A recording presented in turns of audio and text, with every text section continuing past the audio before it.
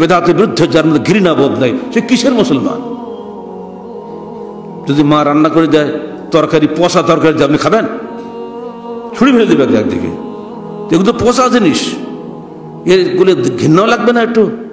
যার মধ্যে শিরকের বিরুদ্ধে ঘৃণা নাই, বেদাতের বিরুদ্ধে ঘৃণা নেই, ও কোনো মুসলমানই নয়। কিসের আলেম আর কিসের পীর, কিসের মুফতি? ওকে মুসলমানই বলা ঠিক না। এগুলি হচ্ছে দেশে ধর্মের নামে, রাজনীতির নামে, প্রথার নামে, রেওয়াজের নামে এসব চলছে যত বাজে জিনিস।